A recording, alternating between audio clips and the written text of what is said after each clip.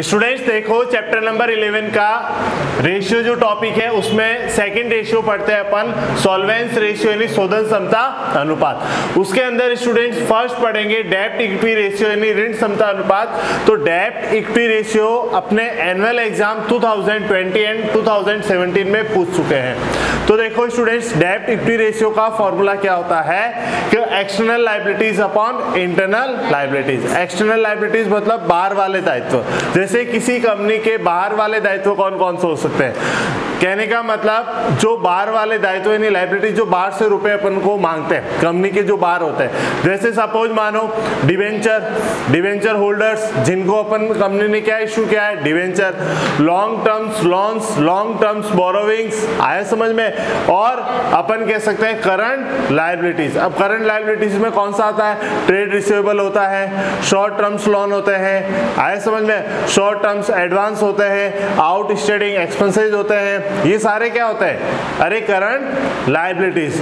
जो कौन से होते हैं कंपनी के बाहर वाले।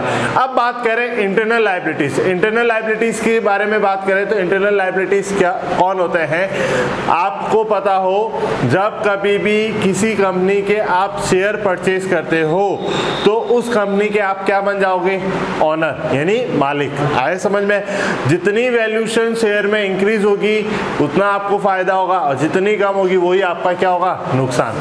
पर डिबेंचर होल्डर में ऐसा नहीं होता है। डिबेंचर होल्डर जितने के डिबेंचर परचेज करता है प्लस उसके ऊपर क्या इंटरेस्ट उसको मिलता है।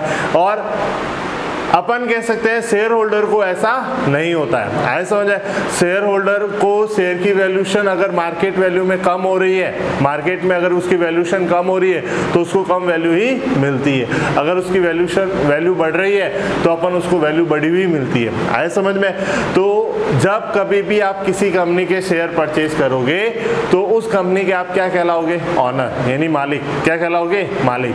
तो स्टूडेंट्स इंटरनल लायबिलिटीज का मतलब क्या हो गया, अब वो मालिक है तो कंपनी मालिक से जो रुपए लेती है वो मालिक को चुकाना पड़ता है। तो अपन कह सकते हैं वो कौन कौन हो सकते हैं, शेयर होल्डर्स। कौन हो सकते हैं, शेयर होल्डर। कंपनी में जो भी रिजर्व होता है, क्या होता है, रिजर्व, जो आपने रिजर्व करके रखा है, जैसे कह सकते हैं कैपिटल रिजर्व, जनरल रिजर्व, आया समझ में। डिविडेंड्स है ना, जो कंपनी के क्या है बकाया डिविडेंड, आउटस्टैंडिंग डिविडेंड जो बचा के रख रखे हैं, तो वो सारे किसके होते हैं, अरे शेयर होल्डर के। किसके होते हैं, शेयर होल्डर के। स्टूडेंट्स देखो इसके अंदर अपन पढ़ते हैं डेब्ट equity ratio is equal to internal liabilities नहीं external liabilities upon internal liabilities. या आप क्या लिख सकते हो, इंटरनल लायबिलिटीज के स्थान पर शेयर होल्डर फंड। क्या लिख सकते हो, शेयर होल्डर फंड। अब स्टूडेंट्स अपन बात करें एक्सटर्नल लायबिलिटीज जो होता है डिवेंचर और लॉन्ग टर्म्स लोन। डिवेंचर मतलब डिवेंचर होल्डर, आया समझ में, जो कंपनी ने डिवेंचर इशू किया है। लॉन्ग टर्म्स लोन जैसे बैंक से अपन ने लंबे समय तक क्या लिया, ऋण लिया, तो वापस पे करना पड़ेगा अपन को। फिर उसके बाद करंट लायबिलिटीज, कोई भी कंपनी की करंट लायबिलिटीज। अब देखो स्टूडेंट्स एक क्वेश्चन में एक बात ध्यान रखनी है कि जब प्रश्न में दिया गया हो ऋण क्षमता अनुपात की गणना दीर्घकालीन ऋणों के आधार पर की जाए। दीर्घकालीन ऋणों के आधार का मतलब हो गया लॉन्ग टर्म्स डेब्ट्स। क्वेश्चन में दे रखा होगा साफ साफ ब्रैकेट में, तो लॉन्ग टर्म्स डेब्ट्स के अकॉर्डिंग आपको क्या करना है, डेब्ट इक्विटी रेशियो निकालना है। तो उस कंडीशन में आपके करंट लायबिलिटीज नहीं आएगी, only for debenture and long terms loan आ जाएंगे। लॉन्ग टर्म्स बोरोविंग्स कह सकते हो, आया समझ में, नॉन करंट लायबिलिटीज कह सकते हो, ठीक है ऐसा। तो स्टूडेंट्स देखो उस कंडीशन में आपका क्या फॉर्मूला बन जाएगा कि डेब्ट equity ratio is equal to long terms debts, जहां एक्सटर्नल लायबिलिटीज था वहां क्या आ जाएगा, long terms debts upon internal liabilities. Students यहाँ बाहरी दायित्व नहीं लिखेंगे अपन, क्या लिखेंगे स्टूडेंट्स यहाँ पे, दीर्घकालीन ऋण। क्या कहेंगे, दीर्घकालीन ऋण। अब स्टूडेंट्स देखो नीचे क्या आएगा, इंटरनल लायबिलिटीज यानी शेयर होल्डर फंड। अब स्टूडेंट्स देखो लॉन्ग टर्म्स डेब्ट्स में अपना क्या आ जाएगा, debenture and long terms loan, long terms borrowings. तो क्या हट गया, अरे करंट लाइबिलिटीज। अब स्टूडेंट्स देखो इंटरनल लाइबिलिटीज या शेयर होल्डर फंड क्या क्या होता है। तो सबसे पहले बात करें equity share capital, equity share capital, preference share capital जो मैंने बताया था प्रेफरेंस शेयर होल्डर, फिर कैपिटल रिजर्व जो मैंने क्या कहा था किसी तरह का कोई भी रिजर्व दे रखा वो किसका होता है, कंपनी के ऑनर का। किसका होता है, कंपनी के ऑनर का। आपको याद हो तो पार्टनरशिप अपन ने पढ़ी थी ना, उसमें जनरल रिजर्व, रिजर्व फंड जो भी होता था, तो जब कोई न्यू पार्टनर एडमिटेड होता था तो ओल्ड पार्टनर अपने ओल्ड प्रॉफिट शेयरिंग रेशियो में डिस्ट्रीब्यूट कर लेते थे। रिजर्व किसके होते हैं, किसी फर्म कंपनी के ऑनर के। तो ये भी क्या होता है, internal liabilities. Security premium, security premium मतलब प्रीमियम पे इशू किए गए जो शेयर है उससे जो भी प्रीमियम रिसीव्ड हुआ वो सिक्योरिटी प्रीमियम। फिर जर्नल रिजर्व, रिडेम्पशन रिजर्व मतलब अपन ने इशू कितने पे किया, 10 रुपये सपोज मानो, और उसने क्या किया 2 रुपये पे किए और बाकी शेयर क्या कर लिया गया, रिडम्पशन कर लिया गया। आए समझ में। तो उस समय जो भी रिजर्व होता है वो भी आ सकता है रिडम्पशन रिजर्व, अदर रिजर्व है। फिर आ जाएगा एक्यूमुलेटेड लॉसेज, जो भी संचित हानियां होगी अपनी वो क्या कर देंगे, रिडक्ट। फिर उसके बाद स्टूडेंट्स क्या आ जाएगा, फ्लिक्चुएशंस एसेट्स जो है वो अल्पकालीन एसेट्स जो कह सकते हैं, जो होती है शॉर्ट टर्म्स, अपन कह सकते हैं शॉर्ट टर्म्स इन्वेस्टमेंट कह दो, क्या कह दो, शॉर्ट टर्म्स इन्वेस्टमेंट। फिर स्टूडेंट्स देखो क्या कह सकते हैं, इनटेंजिबल एसेट्स जो अपन को दिखती नहीं है, जिसको अपन बोलते हैं गुडविल, कॉपीराइट, पेटेंट। आया समझ में ये। फिर स्टूडेंट्स देखो प्राइमरी एक्सपेंसेस, तो प्राइमरी एक्सपेंसेस कौन से होते हैं, जब भी कोई बिजनेस स्टार्ट करते हो तो उस बिजनेस स्टार्ट के समय जो भी एक्सपेंसेस होता है वो सारा आपका क्या कहलाता है, प्राइमरी एक्सपेंसेस। अंडरराइटिंग कमीशन, तो स्टूडेंट्स वो सारे क्या हो जाते हैं, डिडक्ट हो जाते हैं। क्या हो जाता है, डिडक्ट। क्वेश्चन में आपको इतना डीप नहीं जाएंगे, चिंता मत करना, क्वेश्चन आपको इजीली पूछेगा। अब देखो स्टूडेंट्स आगे बात करें अपन, तो उसके बाद अपन बात करें कौन सा रेशियो, सेकंड पढ़ते हैं। पहला पढ़ा था क्या, डेब्ट इक्विटी रेशियो। डेब्ट इक्विटी रेशियो में क्या पढ़ा था, external liabilities upon internal liabilities. आए समझ में। चलो स्टूडेंट्स अब पढ़ते हैं प्रोप्राइटरी रेशियो। प्रोप्राइटरी रेशियो में क्या होता है स्टूडेंट्स, वही internal liabilities upon total assets, internal liabilities upon total assets. Proprietary ratio में क्या हो जाएगा, इंटरनल जो भी अपने इंटरनल लायबिलिटीज आई थी उसमें डिवाइड देना है किसका, टोटल एसेट्स का। स्टूडेंट्स देखो property ratio is equal to internal liabilities, या अपन प्रॉपर्टी फंड या शेयर होल्डर फंड जो क्वेश्चन में आपको गिवन है, ठीक है, अपॉन क्या जाएगा, टोटल एसेट्स। स्टूडेंट्स देखो सेकंड, प्रॉपर्टी फंड या शेयर होल्डर फंड निकालने का तरीका क्या होता है, तो अपन कह सकते हैं fix assets plus long terms investment current assets में से आप क्या डिडक्ट कर दोगे, एक्सटर्नल लायबिलिटीज। क्या डिडक्ट कर दोगे, मतलब टोटल एसेट्स में से अगर आप एक्सटर्नल लायबिलिटीज यानी बाहर वाली डिडक्ट कर दोगे तो क्या आ जाएगा, इंटरनल। क्या आ जाएगा, इंटरनल या शेयर होल्डर फंड।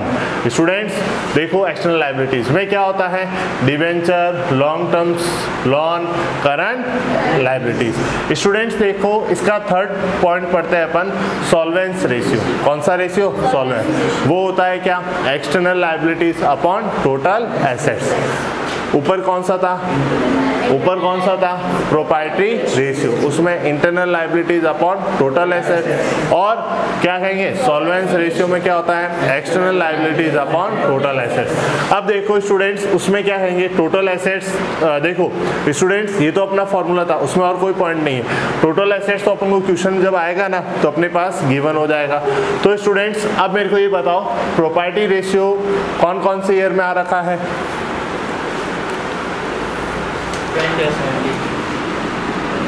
2020 और 2017। स्टूडेंट्स देखो ये भी 2020 और 2017। सॉल्वेंस रेशियो 2017। स्टूडेंट्स देखो इस ईयर में ये रेशियो पूछ चुके हैं, तो आप इनका प्रिपरेशन ज़्यादा रखना। देखो स्टूडेंट्स अपना बुक का क्वेश्चन नंबर 14 करते हैं। शॉर्ट आंसर क्वेश्चन में है, क्या कह रहा है, टोटल एसेट्स आपको पहले से गिवन है, नॉन करंट लायबिलिटीज जिसको अपन क्या कह सकते हैं, लॉन्ग टर्म्स लोन बोरोविंग्स, आया समझ में, तो वो नॉन करंट हो गई, non current liabilities and current liabilities of a company are कितना दे दिया, 8 लाख। तो स्टूडेंट्स देखो क्वेश्चन नंबर 14 मेरे को दे रखा है, उसमें सबसे पहले कह दिया टोटल एसेट्स, क्या कह दिया, टोटल एसेट्स कितनी दे दी स्टूडेंट्स, सबसे पहले अमाउंट कितना है, 8 लाख, तो अपन को सबसे पहले 8 लाख दे दिया। फिर उसके बाद कहा नॉन करंट लायबिलिटीज, तो स्टूडेंट्स नॉन करंट लायबिलिटीज, ठीक है, तो नॉन करंट लायबिलिटीज अपन को कितनी दे दी स्टूडेंट्स, 2 लाख। फिर स्टूडेंट्स देखो आपको करंट लायबिलिटीज दे दी 1 लाख, तो स्टूडेंट्स क्या लिख दे, करंट, हाँ, लायबिलिटीज, तो अपन कह सकते हैं वो अपन को कितनी दे दी स्टूडेंट्स, 1 लाख। अब आपको स्टूडेंट्स क्वेश्चन में क्या कह रहा है, रिस्पेक्टिवली देन कैलकुलेट डेब्ट इक्विटी रेशियो। तो स्टूडेंट्स फर्स्ट अपन बात करें कि डेब्ट इक्विटी रेशियो निकालने का फॉर्मूला अपना क्या होता है, डेब्ट इक्विटी रेशियो क्या कहता है students, external liabilities upon internal liabilities. चलो लिख दो, तो external liabilities upon internal liabilities. Students external liabilities अपने क्वेश्चन में दे रखा है क्या, एक्सटर्नल लायबिलिटीज, स्टूडेंट्स इन दोनों को जोड़ू तो क्या बन जाता है, एक्सटर्नल लायबिलिटीज बन जाता है ना, किसको, non current liabilities and current liabilities से मेरे पास क्या आ जाएगा, एक्सटर्नल लायबिलिटीज। तो स्टूडेंट्स लिखो external liabilities is equal to non current liabilities plus current liabilities. Students non current कितनी थी अपने पास, 2 लाख प्लस 1 लाख, तो टोटल कितनी हो गई स्टूडेंट्स, 3 लाख। कोई प्रॉब्लम स्टूडेंट्स, ये तो अपने पास क्या हो गई, एक्सटर्नल लायबिलिटीज। अब इंटरनल निकालनी है, तो मैंने क्या कहा था, टोटल एसेट्स में से क्या करो, एक्सटर्नल माइनस कर दोगे तो क्या आ जाएगी, इंटरनल। तो लिखो internal liabilities is equal to total assets minus external liabilities. Students total assets आपको क्वेश्चन में गिवन है 8 लाख माइनस 3 लाख, तो अपने पास कितना आ जाएगा स्टूडेंट्स, 5 लाख। कितना आ जाएगा, 5 लाख। अब स्टूडेंट्स अपन को रेशियो निकालना है, तो वापस लिखो डेब्ट इक्विटी रेशियो। स्टूडेंट्स डेब्ट इक्विटी रेशियो क्या आएगा, external liabilities upon internal liabilities. तो बताओ एक्सटर्नल लायबिलिटीज कितनी है, 3 लाख, और इंटरनल लायबिलिटीज कितनी है, 5 लाख। स्टूडेंट्स 50 से 50, 3/5। हमेशा ध्यान रखना डिनोमिनेटर में क्या आना चाहिए, 1, क्या आना चाहिए, 1। तो देखो 5 1 जा 5। अब स्टूडेंट्स जाएगा क्या डिवाइड, नहीं जाएगा, तो पॉइंट लगा के क्या उतार दो, 0। 5 6 जा 30, देन अपन कह सकते क्या आ जाएगा, 0.6 आ जाएगा, देन उसको लिख सकते हैं 0.6, देन 0.6 रेशियो 1। तो स्टूडेंट्स देखो कितना आ गया, 0.6 रेशियो 1। अब स्टूडेंट्स आगे पूछ रहा है कौन सा, प्रोप्राइटरी रेशियो। प्रोप्राइटरी रेशियो में students internal liabilities upon total asset. तो देखो स्टूडेंट्स सेकंड लिखते हैं अपन, प्रोप्राइटरी रेशियो नियम पढ़ा था अपन ने,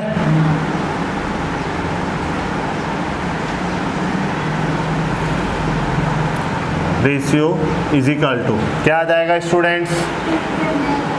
हाँ, internal liabilities upon total assets. तो स्टूडेंट्स देखो, इंटरनल लायबिलिटीज अपने पास गिवन है, कितनी है? 5 लाख, और टोटल एसेट्स कितनी है स्टूडेंट्स? 8 लाख। तो स्टूडेंट्स 50 से 50 कैंसल, देन 5 अपॉन 8। स्टूडेंट्स 8 का डिवाइड 5 में नहीं जाता है, पॉइंट लगा के क्या उतार लो? 0। तो अपन कह सकते हैं 8, हाँ 8 5 जा 40, 8 6 जा 48, तो 6 आ जाएगा। पीछे कितना बच गया स्टूडेंट्स? 2, पॉइंट लगाए क्या होता है? 0, 8 2 जा 16, पीछे बच गया 4, पॉइंट लगाए 0, 8 5 जा 14। देन अपन कह सकते हैं स्टूडेंट्स 0.625 रेशियो 1, क्योंकि हमेशा नीचे क्या आएगा? 1। तो स्टूडेंट्स राइट करो इसको।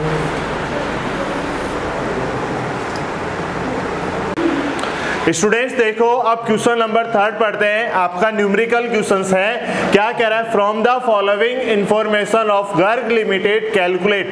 क्या कह रहा है स्टूडेंट्स? फर्स्ट डेब्ट इक्विटी रेशियो। तो डेब्ट इक्विटी रेशियो में क्या कहा था? External liabilities upon internal liabilities. फिर स्टूडेंट्स प्रोप्राइटरी रेशियो का मतलब internal liabilities upon total assets.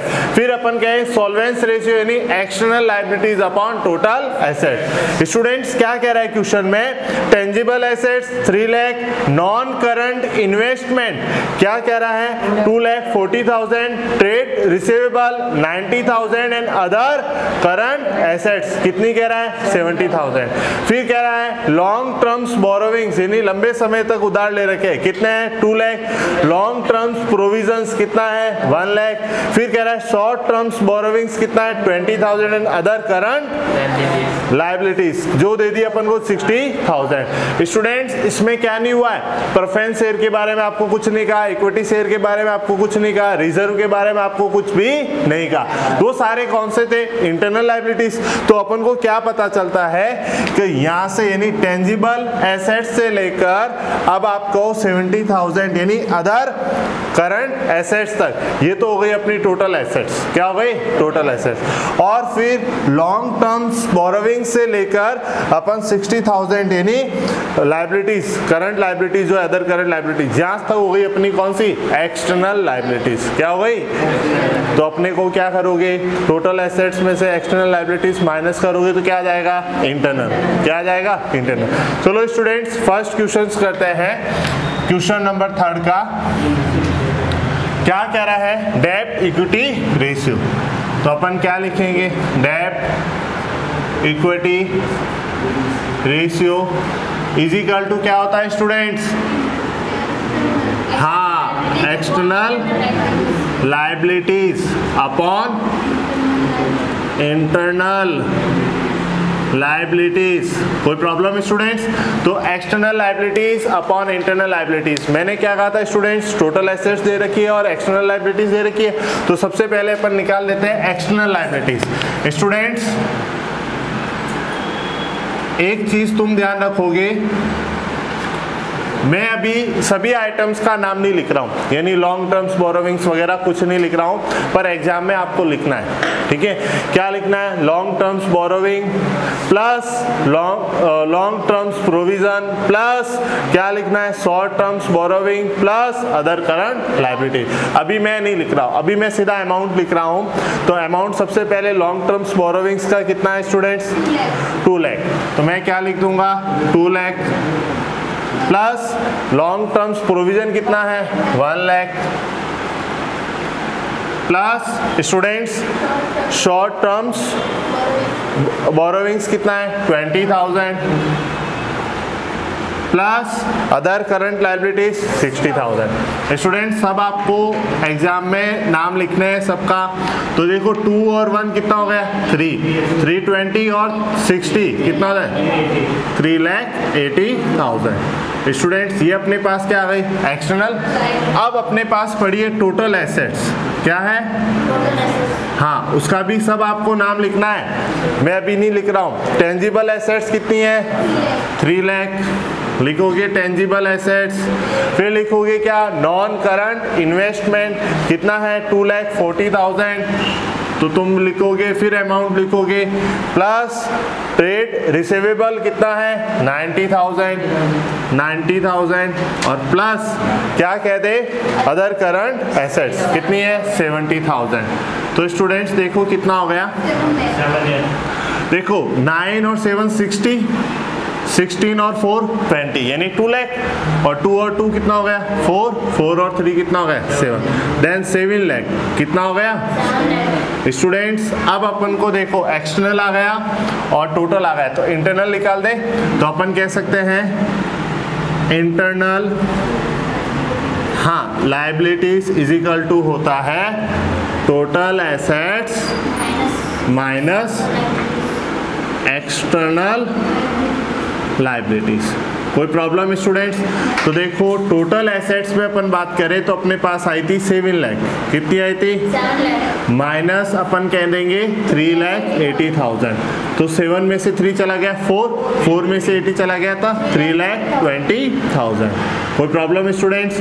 अब देखो अपन रेशियो निकाल देते हैं, तो फर्स्ट अपना था डेब्ट इक्विटी रेशियो, तो स्टूडेंट्स देखो डेब्ट equity ratio is equal to क्या आएगा एक्सटर्नल लाइबिलिटीज अपॉन इंटरनल, तो external liabilities student 3,80,000 divided by हाँ 3,20,000 स्टूडेंट्स, 40 से 40 कैंसल, फिर अपन के 2 का डिवाइड 32 में 16 टाइम और 2 का डिवाइड 38 में 19 टाइम, देन अपन कह सकते हैं 19 अपॉन क्या आ गया 16, तो अपन कह सकते हैं 60 बन जा 60, यहाँ पे भी 60 बन जा 60, पीछे रिमेनिंग कितना बच गया 3, पॉइंट लगा के 0, 16 बन जा 16, पीछे कितना बच गया स्टूडेंट्स, अरे 14, कितना बच गया 14 बच गया, पॉइंट लगा क्या उतार दो 0, तो हाँ 16 7 जा 128 नहीं 7 12 2 1 112, 16 7 जा कितना होता है 16 8 जा 128 होता है स्टूडेंट्स। देखो 16 8 जा यानी 8 6 जा 48 का 8 कैरी 4 स्टूडेंट्स, 8 1 जा 8 और 4 12, देन अपन कह सकते हैं कि 16 8 जा कितना होता है 128, तो यहाँ कितने टाइम आ जाएगा 8 टाइम, पीछे रिमेनिंग कितना बच गया स्टूडेंट्स 12, पॉइंट लगाए क्या उतार दो 0, और अपन कह सकते हैं 16 7 जा हाँ 112, पीछे कितना बच जाएगा स्टूडेंट्स 8, फिर पॉइंट लगाए 0 और 16 5 जा 80, तो स्टूडेंट्स देखो कितना आ गया अपने पास 1.1875 रेशियो 1। स्टूडेंट्स देखो आपके यहाँ पे क्या है मिसिंग है, क्या मिसिंग है 0.8 से पहले 1 मिसिंग है स्टूडेंट्स, इसको करेक्शन कर लेना। फिर स्टूडेंट्स देखो सेकंड अपन बात करें जो अपन को क्या पूछ रहा है प्रोप्राइटरी रेशियो, तो स्टूडेंट्स देखो हेडिंग डालो प्रोप्राइटरी रेशियो,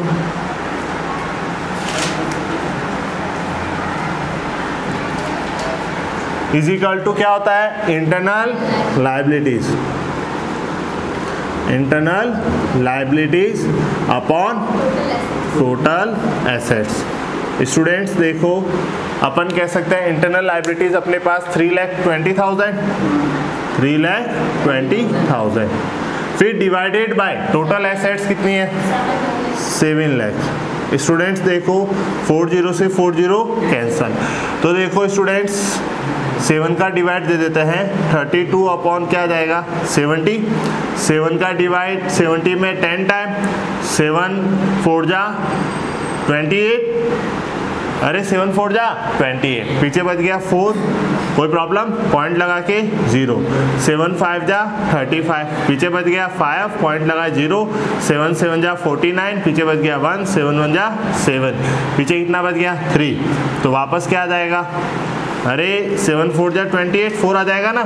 तो स्टूडेंट डेसिमल के बाद क्या कर ले अपन इतना ही रखते हैं, 3 रखते हैं। फिर उसके बाद नीचे भी 10 है तो अपन 10 का फिर डिवाइड देंगे तो डेसिमल यहाँ तक आ रखा है और आगे सरक जाएगा। देन अपन कह सकते हैं 0.4571:1। कोई प्रॉब्लम स्टूडेंट्स? अब देखो स्टूडेंट्स, आगे बात करें, थर्ड बात करें तो कौन सा रेशियो? सॉल्वेंस रेशियो। तो स्टूडेंट्स देखो, थर्ड में अपन कहें सॉल्वेंस रेशियो, तो उस समय अपन क्या कहेंगे सॉल्वेंस रेशियो में? External liabilities upon total assets.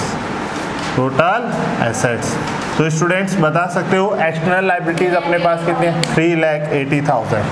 तो 3,80,000 डिवाइडेड बाय 7 लाख। स्टूडेंट्स वही बात, 40 से 40 कैंसल। देन 38/70।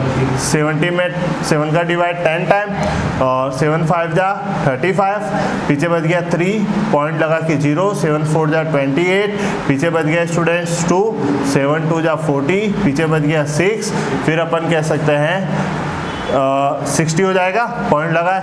फिर क्या कहेंगे 7 8 जा 56, तो 8 ले लेते हैं। देन देखो स्टूडेंट्स 10 और भी है तो डेसिमल आगे सरक जाएगा 0.548 रेशियो 1।